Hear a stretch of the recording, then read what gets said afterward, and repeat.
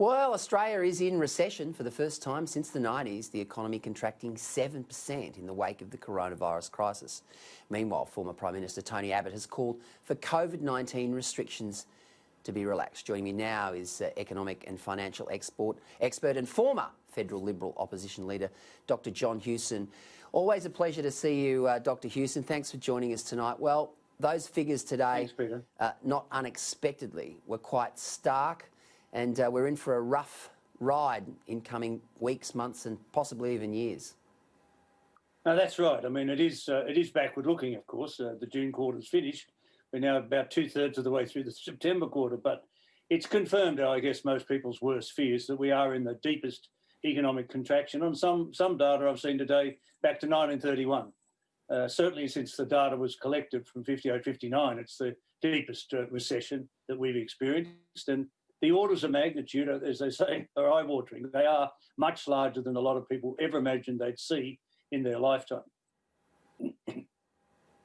And those national account numbers, John, are also quite sobering. But when you compare this country with other countries around the world, from an OECD perspective, we're not doing too badly, albeit, you know, I'm not trying to underestimate just how much of a challenge there is facing this country. But when you compare us to other nations, we seem to be, at the top end of those sort of, contending with this particular crisis.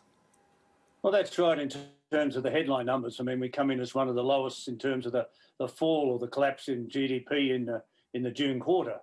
But, we've had pretty heavy government support that's cushioned a lot of that, even though as bad as it is. I mean, you have to ask yourself, how much worse would it have been if we didn't have some of the support to business, to JobKeeper, JobSeeker, and so on.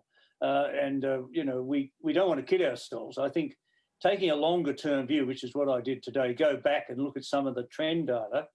Our trend has been falling. Our growth trend has been falling since at least mid-2018, 2 to 2.5 years pre-COVID.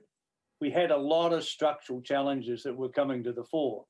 COVID, of course, has emphasised the magnitude of some of those, and so the pathway out is going to be tough. And as you say, may take a lot longer than people think. As we know, unemployment tends to stick. They say unemployment goes up in the elevator, comes down by the stairs.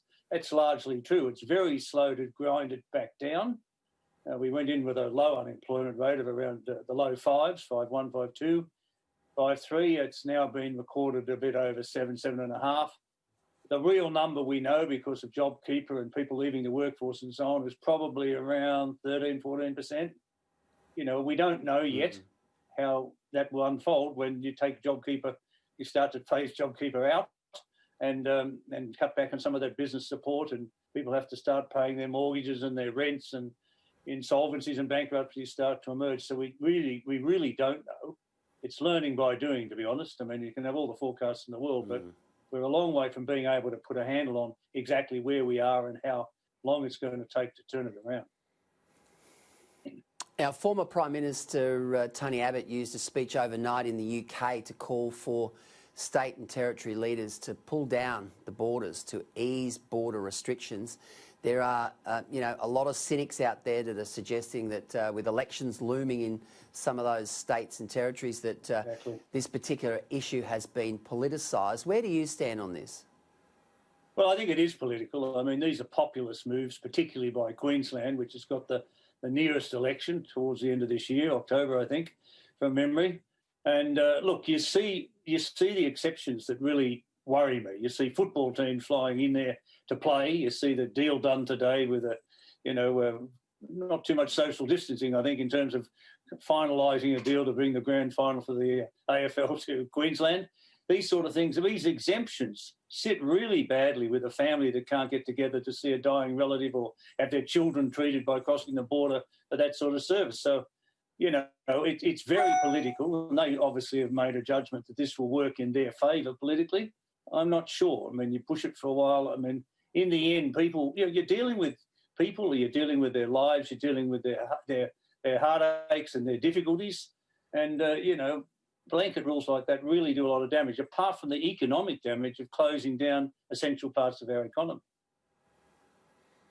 John, it'll be fascinating to see how Queenslanders vote on October 31, considering that, you know, there are polls out there suggesting many will support Anastasia Palaszczuk and the way she's kept Queensland relatively safe from COVID. But you've also got those examples of, you know, allegations of being heartless when it comes to medical emergencies and of course, going to attend funerals and those exemptions that you refer to. Before we go, John Hewson, I'd like to ask you about JobKeeper. Now, there are suggestions that some companies are rorting JobKeeper and that there are inequities in the way in which it's being applied. Do you have concerns in that area?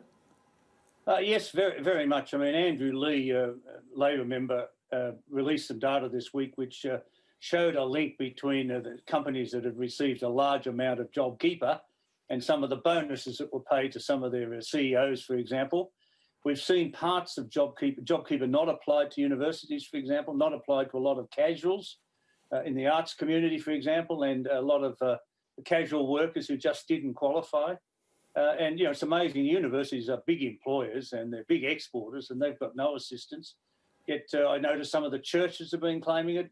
We don't know. I think it's time for an independent assessment, really, of the equity of JobKeeper and who's got it, who hasn't got it, why have they got it, why haven't they got it, what's been the impact of that? Because I think it's a very significant question to be asked. Dr. John Hewson, great to see you tonight. Always a pleasure to have you on Sky News across Australia. Thanks, Peter. Nice to talk to you again.